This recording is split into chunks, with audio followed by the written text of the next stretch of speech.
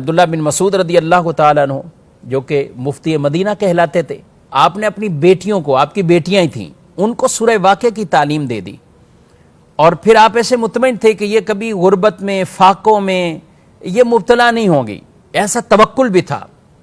حضرت عثمان غنی رضی اللہ تعالیٰ عنہ خلیفہ سوم، امیر المومنین، مسلمانوں کے تیسرے خلیفہ، آپ ان کی عیادت کے لیے گئے اور آپ نے جا کر چند سوالات کیے، اور حضرت عثمان غنی رضی اللہ تعالیٰ عنہ نے حضرت عبداللہ بن مسعود رضی اللہ تعالیٰ عنہ سے پوچھا کہ آپ کسی چیز کی تکلیف محسوس کر رہے ہیں؟ تو آپ نے خود عاجزی کے طور پر، انکساری کے طور پر یہ کہا کہ ہاں، میں اپنے گناہوں کی تکلیف وہ محسوس کر رہا ہوں۔ تو حضرت عثمان غنی رضی اللہ تعالیٰ عنہ نے پوچھا کہ آپ کو کسی چیز کی آرزو ہے؟ فرمایا ہاں، آرزو ہے، مجھے رب کی رحمت کی آرزو ہے۔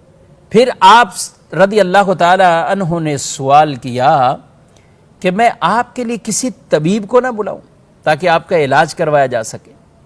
تو آپ نے فرمایا کہ طبیب نہیں تو مجھے مرض میں مبتلا کیا ہے، یعنی اللہ پاک کی طرف یہ نسبت کی کہ رب نہیں تو مجھے مرض میں مبتلا کیا ہے، رب ہی تو شفا دینے والا ہے۔ حضرت عثمان غنی رضی اللہ تعالیٰ عنہ نے پھر کہا کہ آپ کے لیے کچھ مال کا وہ ہم حکم نہ کریں کہ آپ کو کچھ مال دیا جائے؟ تو حضرت عبداللہ بن مسعود رضی اللہ تعالیٰ عنہ نے منع کر دیا کہ نہیں چاہیے، مال نہیں چاہیے، مجھے اس کی کوئی حاجت نہیں، مال منع کر دیا۔ کہا کہ ہم آپ کی بیٹیوں کو دے دیتے ہیں، یعنی وہ مال آپ کی بیٹیوں کو مل جائے گا۔ فرمایا انہیں بھی کوئی حاجت نہیں اس کی۔ کیوں؟ کہا کہ میں نے رسول اللہ صلی اللہ تعالیٰ علیہ وآلہ وسلم سے یہ سنا ہے، جو شخص رات کے وقت سورہ واقعہ پڑھے گا وہ ہمیشہ فاقے سے محفوظ رہے گا۔ تو گویا کہ بیٹیوں کو یہ سورت سکھا دی گئی ہے، اور عورتوں کو سکھانے کا ویسے ہی حکم ہے۔ تو اس لیے آج ناظرین کرام، جہاں اتنی مشکلات میں لوگ پھنسے ہوئے ہوتے ہیں، پریشانیوں میں ہوتے ہیں، اور طرح طرح کی باتوں کا شکوے شکایات والے کلمات بھی کہہ بیٹھتے ہیں، آئیے نا قرآن کی طرف۔ یہ سورہ واقعہ پیارے حبیب صلی اللہ علیہ وسلم نے ایسا یہ پیغام اور درس عطا فرمایا، انشاءاللہ روزگار میں بھی برکت ہوگی، فاقوں سے محفوظ رہیں گے، محتاجی دور ہو جائے گی۔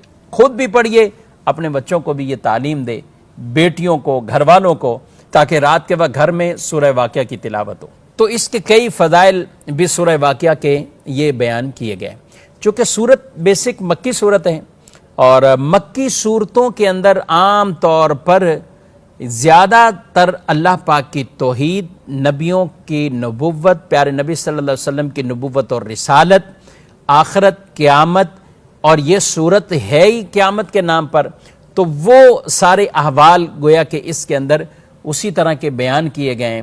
یعنی ہمارا جو ایمان ہونا چاہیے کہ موت ہے، موت کے بعد اٹھیں گے، قیامت قائم ہوگی، حشر نشر، یہ سب کچھ ہوگا۔